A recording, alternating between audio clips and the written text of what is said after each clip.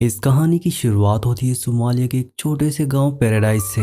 ये एक रेगिस्तानी इलाका है जहां दूर दूर तक सिर्फ सूखी जमीन दिखाई देती है। स्क्रीन पर हमें एक न्यूज रिपोर्टर दिखाई जाती है। रिपोर्टर बताती है कि सदर्न सोमालिया में एक बड़ा मिलिट्री ऑपरेशन हुआ है। खबर मिलती है कि यूएस ड्रोन स्ट्राइक ने अल शबाब के एक सीनियर कमांडर को निशाना बनाया है। रिपोर्ट में बताया जाता है कि मरने वाले का नाम अहमद आमे था। ये आदमी अल कायदा से जुड़ा हुआ था और केमिकल वेपन्स का एक्सपर्ट माना जाता था। रिपोर्टर डिटेल देता है कि ये हमला थर्सडे को किया गया था जब वो सफर कर रहा था। ये खबर सुनते हमें समझ में आ जाता है कि ये गांव एक कॉन्फ्लिक्ट जोन के साए में है। यहाँ ड्रोन स्ट्राइक्स और मौत की खबरें रोजमर्रा की जिंदगी का हिस्सा बन चुकी हैं। अब इसके बाद हमें ममराडे नाम के एक आदमी को दिखाया जाता है। ममराडे एक मिडिल एज्ड आदमी है। वो किसी की कब्र खोद रहा है। दरअसल ममराडे एक ग्रेव डिगर है, यानी कब्र खोदने वाला, और यही उसका काम है। वो कब्रें खोद कर अपना गुजर बसर करता है। कुछ देर बाद वहाँ एक ट्रक आता है जिसमें किसी की लाश होती है। ये लोग उस लाश को उतार कर कब्र के पास रख देते हैं। दरअसल ये वही शख्स है जो हाल ही में ड्रोन हमले में मारा गया है। लोग लाश को कब्र में उतारते हैं और जल्दी जल्दी मिट्टी डालकर उसे दफना देते हैं। दफनाने का काम पूरा होने के बाद वो लोग वहाँ से जाने लगते हैं। उनमें से एक आदमी ममराडे के पास आता है। वो उसे कुछ पैसे पकड़ाता है जो गिने हुए होते हैं। ममराडे पैसों को गिनता है और फौरन कहता है कि ये रकम पूरी नहीं है। वो कहता है कि हमारी बात ज्यादा पैसों पर हुई थी और ये उसका आधा भी नहीं है। वो आदमी ममराडे को समझाने की कोशिश करता है और बहाना बनाता है। वो कहता है कि मरने वाला एक बहुत अच्छा और नेक इंसान था, इसीलिए हमें उस पर रहम करना चाहिए। वो कहता है कि हमने उसे माफ कर दिया है तो तुम भी थोड़ी रियायत कर दो। ममराडे कहता है कि मुझे अफसोस है कि वो मर गया, लेकिन ये मेरा काम है। वो कहता है कि मेरे पास भी खर्चा है और मुझे मेरी मेहनत का पूरा पैसा चाहिए, लेकिन वो आदमी उसकी बात नहीं सुनता। वो कहता है कि हमने इस लाश को खैरियत में दफनाया है, मेरे पास सिर्फ इतने ही पैसे हैं। ममराडे गुस्से में होता है, लेकिन वो कुछ नहीं कर सकता क्योंकि वो अकेला है और अब उसे ना चाहते हुए भी वो पैसे अपने पास रखने पड़ते हैं।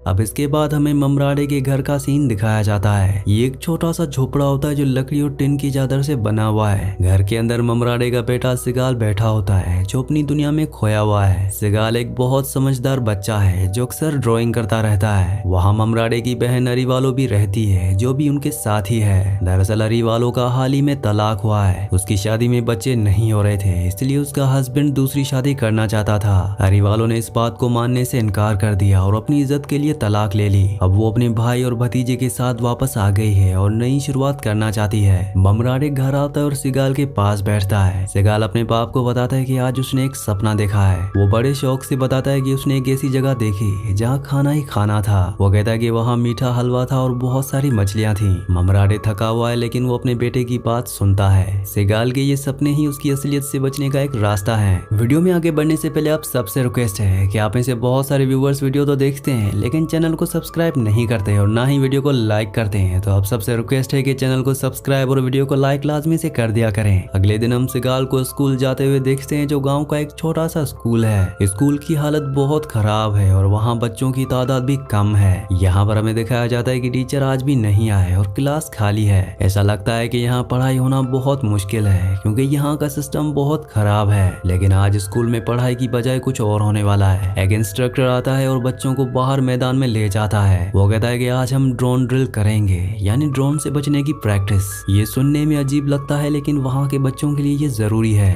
इंस्ट्रक्टर उन्हें सिखाता है कि अगर ऊपर से ड्रोन की आवाज आए तो ऐसे ही छुपना है।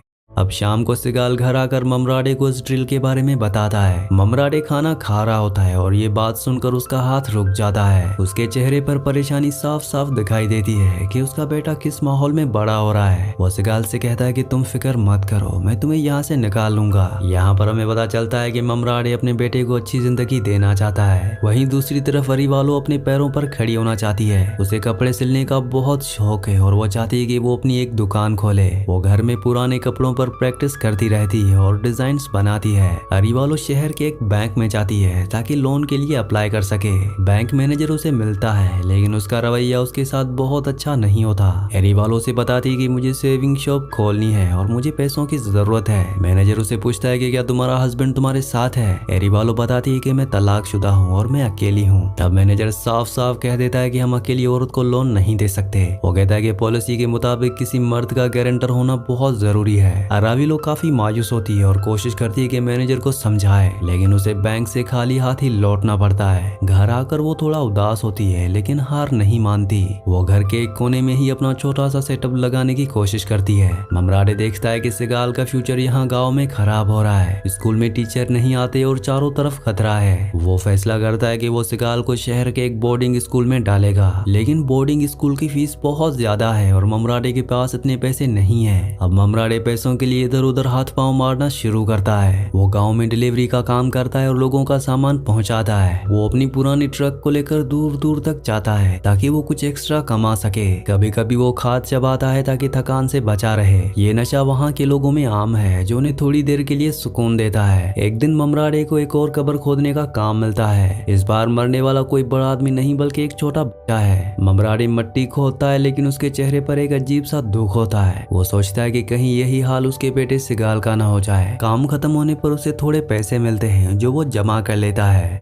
अब आखिरकार ममराडे के पास इतने पैसे हो जाते हैं कि वो पहली फीस भर सके। वो सिगाल को बताता है कि तुम्हें पढ़ाई के लिए शहर जाना होगा। सिगाल ये सुनकर खुश नहीं होता क्योंकि वो अपने बाप को छोड़ना नहीं चाहता। वो कहता है कि मुझे आप दोनों के साथ यहाँ रहना है। ममराडे उसे समझाता है कि यहाँ रहकर तुम सिर्फ ड्रोन से बचना सीखोगे। वो कहता है कि वहाँ तुम्हें असली पढ़ाई मिलेगी और तुम बड़े आदमी बनोगे। अब अगली सुबह ममराडे सिगाल को ट्रक में बैठाकर शहर ले जाता है। रास्ते में सिगाल खामोश बैठा रहता है और बाहर देखता रहता है। ममराडे कोशिश करता है कि माहौल को हल्का करे लेकिन सिगाल उदास है। अब इसके बाद वो लोग बोर्डिंग स्कूल पहुंच जाते हैं जो एक बड़ी इमारत है। वहाँ का माहौल गांव से बिल्कुल अलग है और बच्चे यूनिफॉर्म में घूम रहे होते हैं। ममराडे मैनेजर से मिलता है और फीस जमा करवाता है। मैनेजर बताता है कि यहाँ के रूल्स बहुत सख्त हैं और सिगाल को यहाँ रहकर इन रूल्स को फॉलो करना होगा। अब जब ममराडे जाने लगता है तो सिगाल उसका हाथ पकड़ लेता है। ममराडे उसे गले लगाता है और कहता है कि मैं तुमसे मिलने आता रहूंगा। ममराडे वहाँ से निकल जाता है लेकिन उसका दिल वहीं रह जाता है। वापस गांव आकर उसे घर एकदम सूना लगता है। जब अराविलो और ममराडे खाना खा रहे होते हैं तब अराविलो उससे पूछती है कि क्या वहाँ वो ठीक रहेगा। ममराडे कहता है कि हाँ, वो एक स्ट्रॉन्ग बच्चा है, वो सीख जाएगा। लेकिन सच ये है कि सिगाल वहाँ बिल्कुल खुश नहीं है। रात को डॉर्मिटोरी में सिगाल अपने बिस्तर पर लेटकर रो रहा होता है। उसे घर की बहुत याद आ रही होती है और वो जगह उसे कैद खाने की तरह लग रही होती है। अब कुछ दिन बाद ममराडे सिगाल से मिलने शहर जाने का प्लान बनाता है। वो सुबह जल्दी उठता है और अपने ट्रक को स्टार्ट करने की कोशिश करता है, लेकिन ट्रक का इंजन खराब हो जाता है और स्टार्ट नहीं होता। ममराडे बहुत कोशिश करता है, धक्का लगाता है लेकिन गाड़ी नहीं चलती। उसे मैकेनिक को बुलाना पड़ता है और ठीक करने में बहुत वक्त लग जाता है। अब जब वो स्कूल पहुंचता है तो विजिटिंग आवर्स खत्म हो चुके होते हैं। सूरज ढल चुका होता है और स्कूल का गेट बंद हो रहा है। गार्ड उसे अंदर जाने से मना कर देता है और कहता है कि अब कल आना।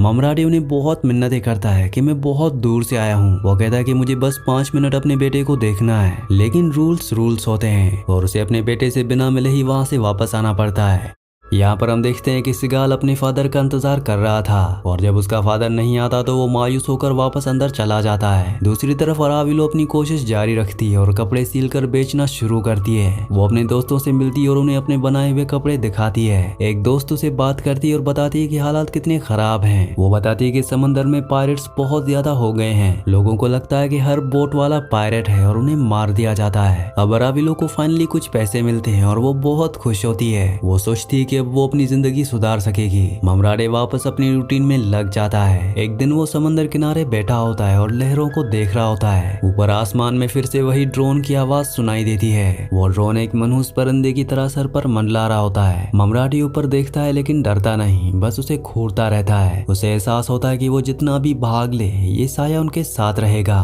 कुछ हफ्तों बाद स्कूल से खबर आती है कि सिगाल वहाँ एडजस्ट नहीं कर पा रहा। वो पढ़ाई में ध्यान नहीं दे रहा और हमेशा गुमसुम रहता है। ममराडे को टीचर बताते हैं कि सिगाल हमेशा खिड़की से बाहर देखता रहता है। ममराडे समझ जाता है कि जबरदस्ती पढ़ाई नहीं हो सकती।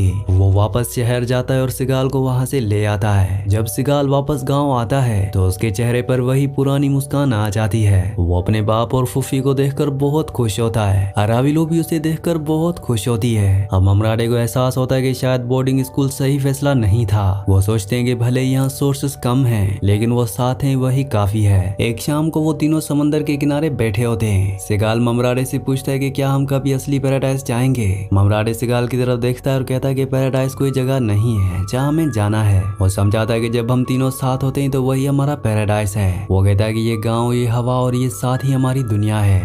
उनके चेहरों पर एक अजीब सा सुकून है जो डर से बड़ा है। उन्होंने अपनी सच्चाई को अपना लिया है कि ये ड्रोन और ये जंग उनकी जिंदगी का हिस्सा है, लेकिन जब तक वो एक दूसरे के साथ हैं उन्हें कोई तोड़ नहीं सकता। अब आखिर में हमें दिखाया जाता है कि एरीवालो ने अपना एक छोटा सा दुकान खोला है। उसने अपनी मेहनत करके ये दुकान खोली होती है और आखिरकार उसका शॉप खोलने का सपना पूरा हो गया। इसी के साथ इस मूवी का इस कहानी का एंड हो जाता है। अगली कहानी आप किस मूवी पर सुनना चाहते हैं मुझे नीचे कमेंट्स में जरूर बताना। और अगर आपने हमारे वीडियो को लाइक और चैनल को सब्सक्राइब नहीं किया तो जल्दी से वीडियो को लाइक और चैनल को सब्सक्राइब कर दें।